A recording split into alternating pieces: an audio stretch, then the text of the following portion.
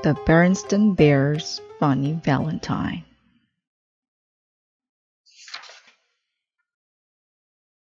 Sister Bear and her friends were jumping rope during recess. They were jumping partly to keep warm because it was February and partly because they loved to jump rope. Sister and Lizzie were turning and Amy was jumping. "Uh-oh," said Lizzie. "There's a boy coming over from the boys' side of the playground, and guess who it is?"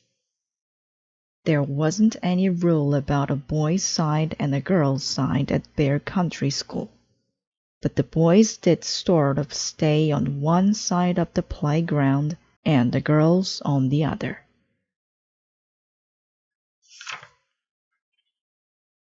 "Oh, I hope it's Herbie Cobbison," thought Sister. Sister Bear liked Herbie, and everybody knew it, except maybe Herbie. "Is it Herbie?" asked Sister, not wanting to look. "No," said Lizzie. "It's Billy Griswold."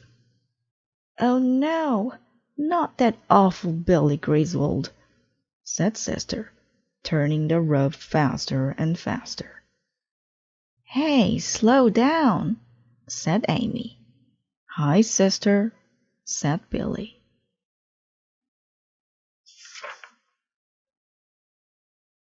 "Don't you hide me," said Sister. "And you better not have a worm like you did yesterday, or a dead mouse like you did the day before." "No worm, no dead mouse," said Billy. "Just me." And with that, he began jumping with Amy and got tangled in the rope. Down they all fell in a heap. "Why, you—" said Sister. She pulled the rope free and ran after Billy. Sister was a fast runner, but Billy was faster and kept just ahead of her.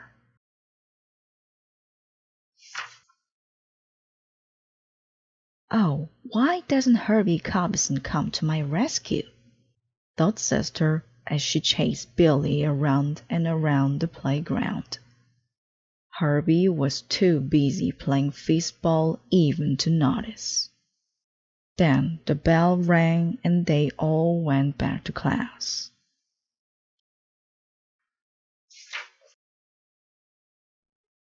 "Well, class," said Teacher Jane, "as I guess you all know, Valentine's Day is coming.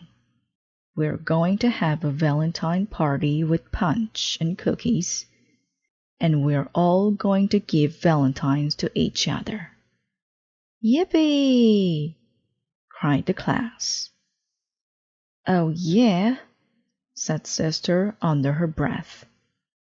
"If she thinks I'm going to send a valentine to that no-good, rotten Billy Griswold, she's got another thing coming." But Sister had another thing coming too. She began to think about what kind of valentine Herbie Cobbison might send her.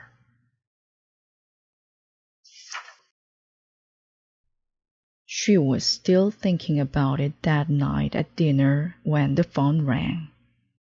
"It's probably for you, brother," said Papa, "so you might as well answer it." "That's right," said Sister. "It's probably one of your sweethearts." "You cut that out," said Brother, as he went to answer the phone. "I wish you wouldn't tease your brother like that," said Mama. "Well," said Sister when Brother returned, "which one of your sweethearts was it? Bonnie, Jill, or Alexis?" "It was Bonnie, if you must know," said Brother. "And she was calling about math homework." "Uh-huh," said Sister. "But that's not the real reason she was calling. The real reason is that Valentine's Day is coming, and she wants to make sure you send her an icky, sticky Valentine with lots of kisses." "You cut that out," shouted Brother.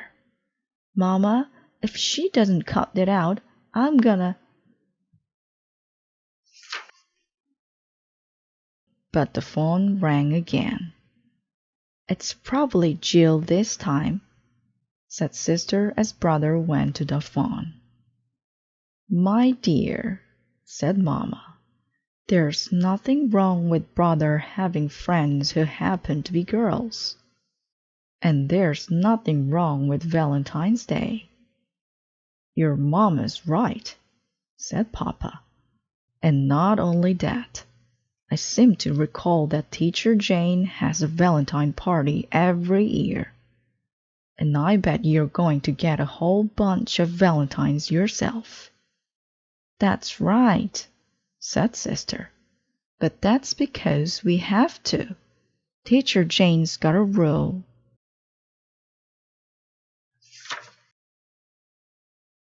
It was true.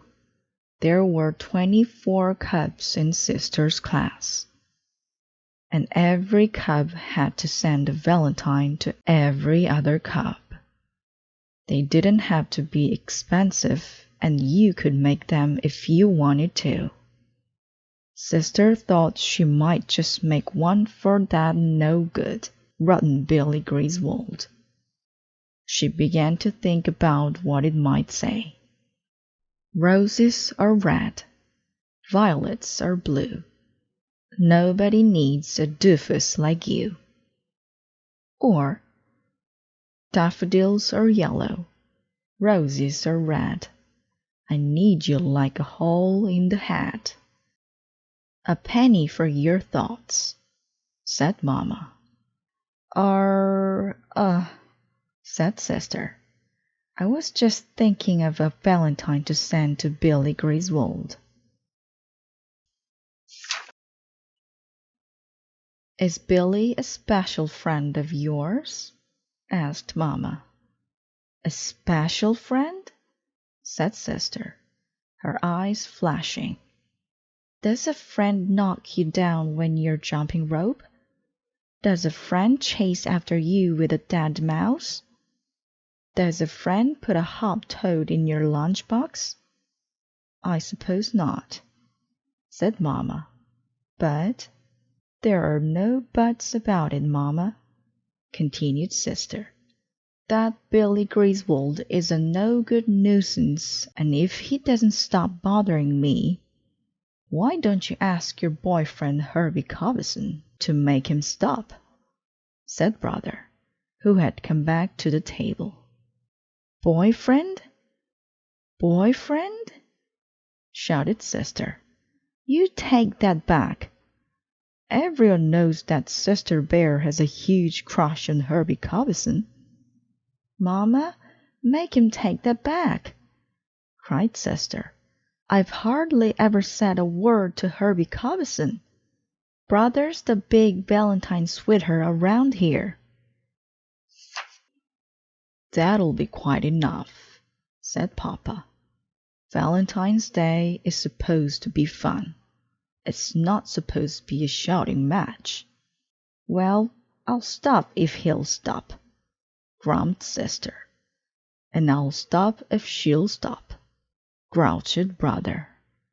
Papa put a finger to his lips, and they both stopped. Sister didn't have to make a special Valentine for Billy Griswold. She found the perfect one for him at the card store. It showed a scary-looking Frankenbear-type monster with a bolt on each side of his neck. It said, "Monsters come in every shape and size, but when it comes to creepy, you take the prize." She'd sign it. Guess who? She couldn't wait to see Billy's face when he opened it at the class Valentine's Day party. But Sister forgot to watch when Billy opened her Valentine, because among the Valentines received was one that took her breath away. It was all hearts and flowers, and inside it said, "Will you be my special friend?" "Wow!" said Lazy Brune. "It must have cost a whole $1. It's signed. Guess who?" said Sister. "Who do you suppose it's from?"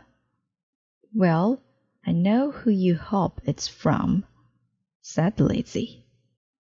"If someone sent me a beautiful valentine that cost a whole $1, I'd sure want to know who it was from. There's Herbie over by the punch bowl. Go ask him." Sister started for the punch bowl, but Billy Griswold blocked her way. He had the valentine Sister had sent him. "I'll be glad to get you some punch," said Billy.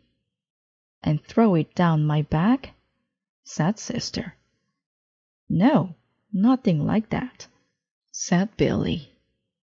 "I'm sorry about all the stuff I did, and I really don't blame you for sending me this. It's really pretty funny. How do you like that valentine I sent you?" "You sent me?" said Sister. "You sent me this valentine?" "Yep," said Billy. "I saved up for weeks to get it."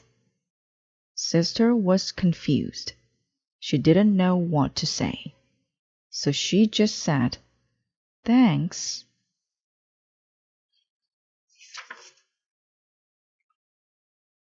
She was still confused that evening when she showed Billy's valentine to Mama. "Well, it certainly is beautiful," said Mama, "and I understand your puzzlement. It takes me back to when I was a cub your age. There was this awful boy, just like Billy Griswold. He was just awful. The things he did. One time he chased me with a 1,000-legger." "Yuck!" said Sister. "And that wasn't the worst of it," continued Mama. "Once he put a giant bullfrog in my lunchbox. It scared me half to death when it jumped out. It scared the whole class. It got me a peck of trouble." "How about that awful boy?" asked Sister.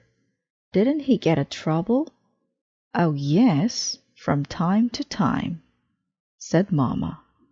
"But after a while he straightened out, got married, and raised a family. He became a solid citizen." "Do I know him?" asked Sister. "Yes," said Mama. "He's sitting right over there. It was your papa." Sister looked over at Papa, whose face was buried in the newspaper. The next day, Billy Griswold came over to Sister at recess. "Can I ask you something?" he said. "I guess so," said Sister. "Could we sit together at the assembly tomorrow? You won't bring any worms or toads?" "Nope," said Billy. "I promise." "Okay," said Sister. So the next day, Billy and Sister sat together at assembly. He brought her a flower. It was a daisy. Sister forgot all about Herbie Cobbison. And that afternoon, Sister pressed Billy's daisy in a book.